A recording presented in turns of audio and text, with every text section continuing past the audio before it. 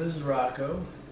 This is Caleb. Hey, I'm a twin and I'm in grad school. That's pretty much all I got out here. So, my family always liked traveling, so they always made sure that it was something that we did.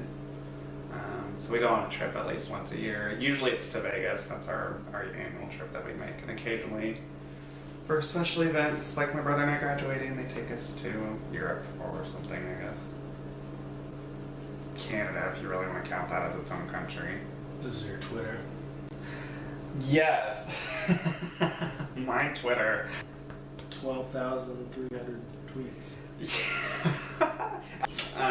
So this person, he'd been downstairs for like an hour before I got up that morning, and I didn't realize until after he left that I was missing $120.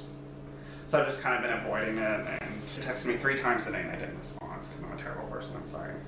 So the last text message said, yeah, so it seems like you kind of avoid me and don't want to be explicit about it, which is fine. I have no harsh feelings towards you about that. I wish you would have been vocal and said that sooner so I wouldn't look like a jackass. I'm just going to make this easier for you and delete your number, our conversation, and Snapchat friendship now. And it'll be like we never met. Live long and prosper. Alright, fair enough. Works for me. But that's kind of my forte. Like, if I don't want to talk to you or I don't like you, I'll ignore you. For the most part. You're on my way. So far away. It is. And it's hard to move. Wait, where are you from? I'm from Lewisburg, Kansas. And that's where you lived your life? Ages 1 through 10, I lived in Paola. And then we moved to Lewisburg. And that's where I've been ever since. But our entire family lives in Lewisburg. I saw your desktop today about heartworms. Does this dog have heartworms? How was your childhood? How was my childhood? It was interesting. Like I said, we went back and forth between Paola and Lewisburg. That's because my parents were separated for 6 years. They're separated. I don't know why, and I don't ask. I don't really care, but I would care. yeah, I don't know. I'm afraid of what the answer is going to be. It could be in a multitude of different things, and I don't want to think less of either one of my parents if it's something that I don't like. Growing up, I'm a twin, in case nobody else knew that. I have not an identical twin, sorry, a fraternal twin brother. We look nothing alike, thank God. Like, everybody says that twins are best friends and do everything together and blah, blah, blah, blah, blah. That was not me and my brother. And I was always the rebel child, as I guess people would say. So I didn't like my parents telling me what to do, so I defied them on almost everything. Are they religious? No. Now, that being said, we have an unbelievable amount of Holy Bible sitting in our house. It makes me super uncomfortable. I think the Bible is crock shit. I don't think that anything in it is any real factors about it at all. And you're straight? No, not even close. I came out as a gay man, what was it, 2011? That's pretty surprising to me that it hasn't been that long. Yeah, so I did the whole dry run in high school that I was bisexual, because every legitimate gay person starts out as a bisexual, and I chose to tell who I thought at the time was a really good friend, and by the time I got to my next class period, I'd probably been called faggot 6-7 times. Dated a few girls, dated a girl out here in college, well, for a month, 2 months maybe. And she broke it off, and I just realized that the reason none of these relationships are working is because I'm not interested in who they're with. So I decided to start getting involved with the LGBT community. My brother is also gay. That's fun. Yeah. The thing about being a twin, and what not a lot of people realize, is that it's never a singular person. It's never a singular brother. It's always Caleb and Colton do this, Caleb and Colton do that, Caleb and Colton come over to our house, it was always Caleb and Colton. So when I finally found the fraternity, it was my thing, and I was hard-pressed to let it go. So Colton was like, I'm going to join, and at that time I was president of the fraternity, and I said no.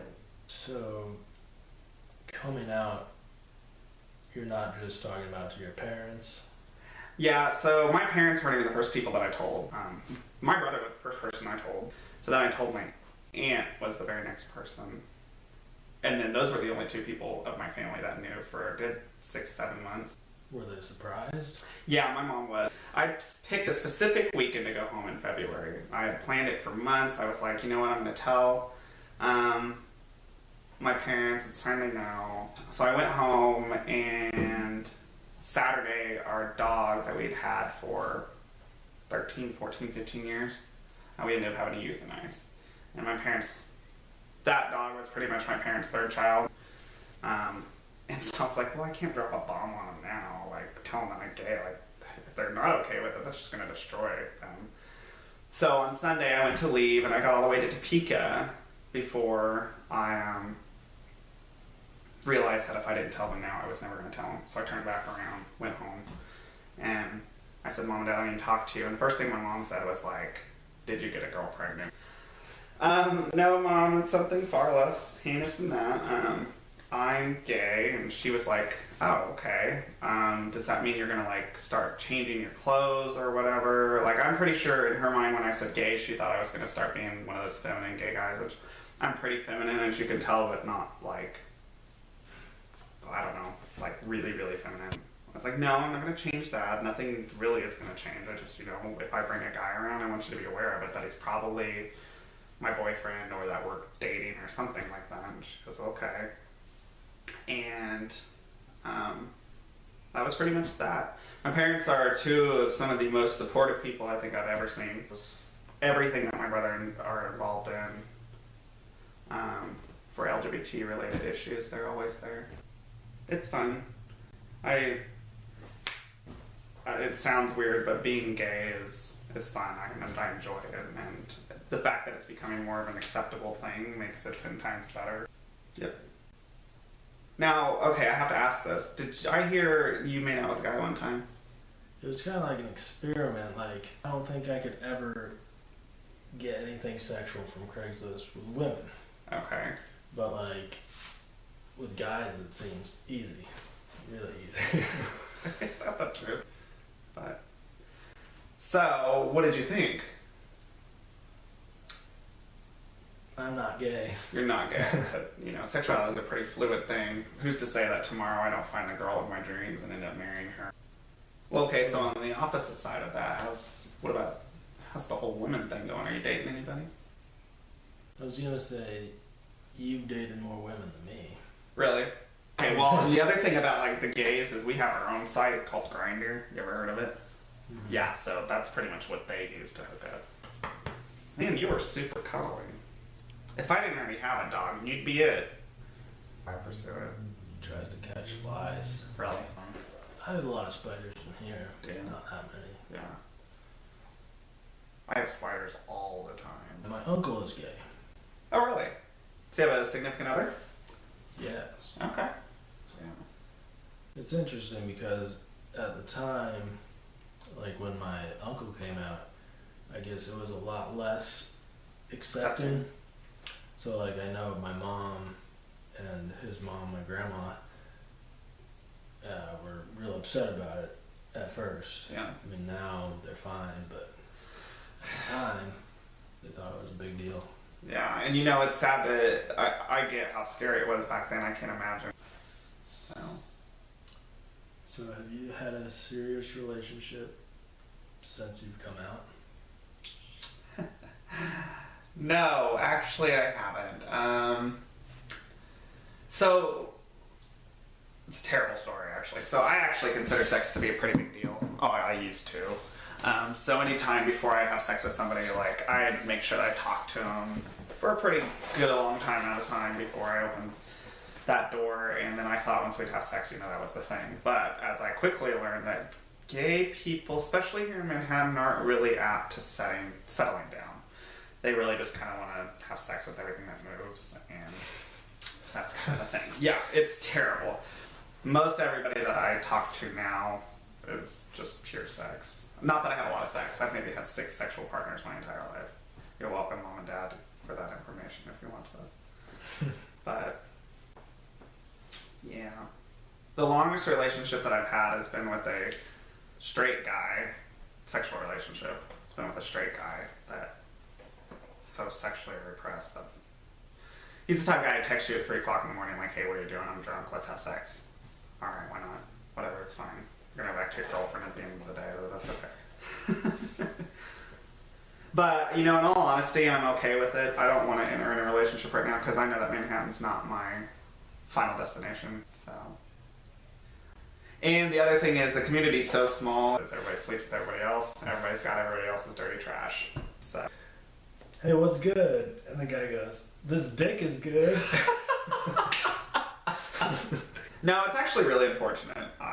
That's my least favorite part about the gay community is that there are stereotypes for a reason, and the fact that we say that we don't follow those stereotypes is stupid because we do, because that is all we look for. It's all about how big your dick is and how often you want to have sex. That's all that matters. I've rarely ever found a gay guy my age who is into an actual relationship. But I guess I could probably say that about the heterosexual community too. I feel like they're all sexually driven too. Not in my experience. And I was living at home alone by myself, so I was like, you know what, I'm just gonna go get a dog. I need a dog, so I did. And just kind of my lifeline. I've always told people that if she died, you might as well just kill me, which I'm pretty sure I'm serious about it. Mental illness in this country is a huge deal, and the fact that we overlook it. There's no reason that a 15, 16, 17-year-old kid feels so ashamed about his or her life, or that they just feel completely lost, and they have nobody to talk to, that they take their own lives. So. Now, and especially within like the LGBT community, which I'm sure you've probably heard, suicide is a huge thing. And like I said, I don't condone it, but I do understand how people get so low that they feel that that's their only option. So. A lot of people have different opinions about medication, and I couldn't tell you how I would be without it. Yeah. I contemplated doing medication once, but there was such a connotation in my family that, you know, we're a family that we deal with our problems. We don't do medication, so I never did. But I've seen my friends before they've had medication, after they've had medication, and they're so much happier. They're so much better. He takes Claritin. He does? You know? Got allergies? Last week wasn't gay marriage legal in Johnson County? It was. It was technically legal in Johnson County and technically legal in Riley County. But the Attorney General Schmidt, Kansas, filed for a stay on it, so it became not legal, at least for now. I feel like I'd be one of those fun teachers. Well, that's honestly probably my old end goal is after working for so much, I want to come back and work as a professor somewhere. You remind me of James Spader. James Spader. Okay, you're the second person who has told me that. What turns you on? What turns me on? Okay, so this is a great question. I fall for the type of person that is emotionally crippled, which sounds terrible. It absolutely does. But like, there's something to be said about feeling needed, feeling wanted, because you feel like there's nothing else out there except for this person, and I like being that person. So the one person I could probably have spent my life with, he's a hot freaking mess, just absolutely hot freaking mess. But I'm still in love with him. So yeah, but hi. So Why don't I have a girlfriend? why don't you have a girlfriend? No.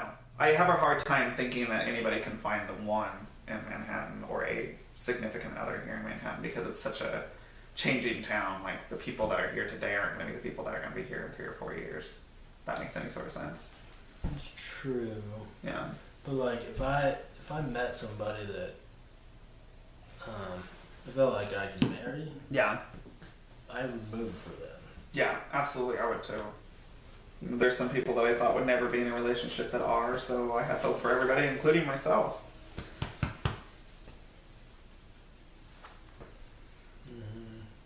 People used to tell me that, because I would ask, you know, why is it that you don't find me attractive, or that you don't want to date me, and the most common answer I've gotten from people is that I'm a very intimidating person because, for the most part, I have my life together. I know what I want. I'm a pretty out and proud gay person, and I have a lot going for me, and that intimidates them because most of them don't. So, yeah. Okay.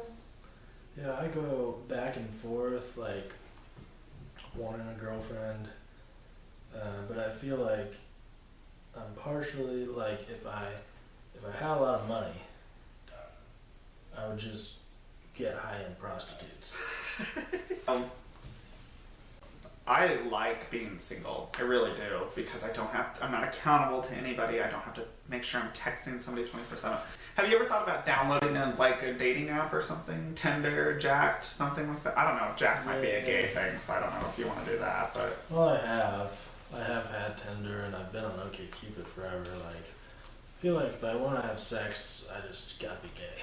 Just gotta be gay. Yeah, that's what we're known for. Sex. Lots of sex. So much sex.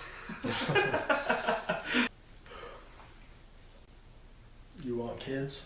I do. So, okay, and I used to not want kids. I used to hate them, despise them. They were terrible creatures of invention.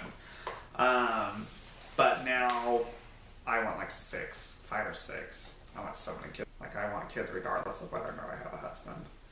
So, how about you? Do you want kids? I don't think so. No. Why is that? If you don't mind me asking. Well, I don't really see myself ever having a serious relationship like marriage. Right. So to me, they kind of go hand in hand. I guess how old are you then?